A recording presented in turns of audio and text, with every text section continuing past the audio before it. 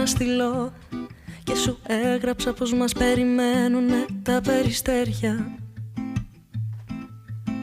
Κι αν έχεις κουραστεί